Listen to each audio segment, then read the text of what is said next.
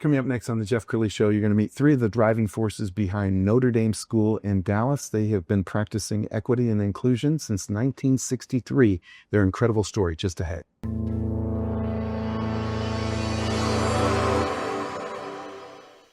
Many are predicting that the worst is yet to come, which is unfortunate, said one person here.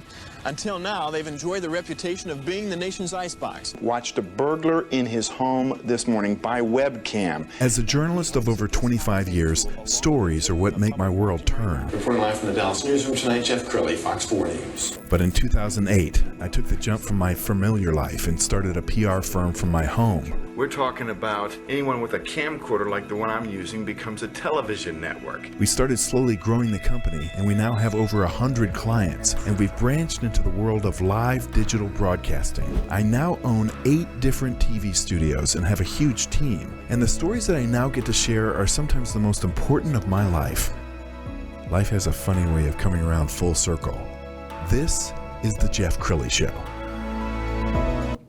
Well, I can't think of too many schools in Dallas-Fort Worth that have been around for 60 plus years. 1963 is when Notre Dame School in Dallas first started, and they've been helping young people with equity and inclusion for 60 plus years. Three of the driving forces are in the studio right now. I'm going to have each of you introduce yourself. Let's begin with you, Candace. Hi, yes, thank you for having us, by the way. I'm Candace Pickard, and I am one of the job coaches at Notre Dame, but I'm also the head cheer coach. Awesome. Austin? Yeah, thanks for having us, Jeff. I am Austin Tyler. I am the PE instructor and also the Special Olympics coordinator. So I work alongside Miss Candace and kind of organizing events and everything. Here. Hello, I am Mayor Coble. I am the upper school coordinator and do all things social media for Notre Dame. Awesome. Well, let's talk about the early days. So 1963, and I know none of you were around. But tell us about the early days of the school. Candace, you want to start? I'm going to let you pick this one up. Okay. Yeah, we were started in 1963 by the School Sisters of Notre Dame. We are a Catholic school. We originally were located over in Irving, and then we moved to our current building in Uptown in 1989. In 2015, we had a capital campaign, and we moved out of our classrooms in May, and then moved toward the school down to the studs, rebuilt everything over summer, and then moved back in September. So now we have a beautiful new modern building that our students come learn at every single day. So beautiful. We're going to pull up the website, and as we slowly scroll on the website, I want you to talk about the students that you serve. Candace, you want to take that one? So the students that we serve, they have intellectual disabilities. It's a very unique program at Notre Dame. I personally work in our vocational program for 18 to 22-year-olds. And so every morning we go out to a job site or we do community-based instruction and just try to make there be more inclusion in the community and how to navigate the community. And then also just try to learn like those job skills that you need. Yes. And then I'm also a teacher assistant in the afternoon. We do more academics in the afternoon. And then after that, I'm a cheer coach. I love it. Well, let's stay with you for a second. Okay. Tell us about Harper. So Harper is my daughter. She's 16 years old, on the autism spectrum. She's been attending Notre Dame. This will be her 3rd year. And I came to Notre Dame about 2.5 years ago, I believe. But I feel like we have found our home. Notre Dame, it feels like family. Definitely very passionate about the school. I'm so happy that the previous school Harper was at led us to Notre Dame. Very thankful for that. And I'm happy that I also get to be a part of not just like being a parent, but then I also get to be on the other side and I get to be a teacher and I get to help other students. And so she has done really, really well with the program. She's also one of my cheerleaders. And yeah, I'm so glad that we found our home. I love that.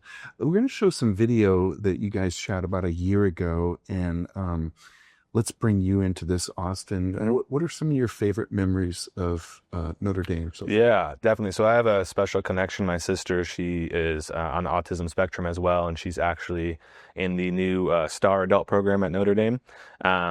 Favorite memories with her is she's a cheerleader. We've actually gotten to go quite a bit of travel to USA and World Games because of her. So we've gone to LA. I was able to go to the UCLA stadiums and the USC stadiums, the Coliseum. Actually, when we went to Chicago in 2018, I was part of the unified cheer team, so we have typical and non-typical on the same team. Got to compete with them on Soldier Field during the games, which was extra special. Be where the Bears play and everything like that. It was super cool. And just being a part of the world that she's in, I'm super, super grateful that kind of along for her journey. Yes. Meryl, same question. What are some of your favorite memories? Yeah, so I have been with the Notre Dame school for 15 years. I've really grown up there. It was my first job out of college. But one of my favorite times is when a student, especially a student who has been in our school for years and years and just grown up there, when they get their first paying job and they get their first paycheck, it's really, really special. We do a big thing on the announcements, and then all the students throughout the entire school line the halls, and the student with the paycheck will run up and down. Everyone's high-fiving, and it's really sweet. It just kind of shows, the entire school, what we're all working towards, which is independence and, just the ability to be productive and happy.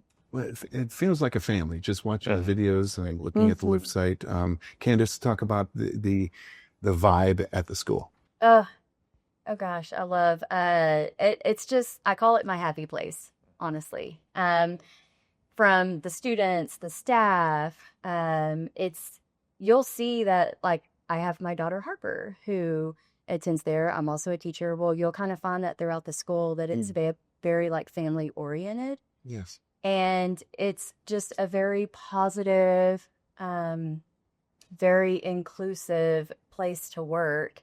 And I mean, I keep referring it to my family because that's what it feels like. I feel like everyone there is a part of my family. Very warm and friendly environment, very opening. And what have you noticed with Harper?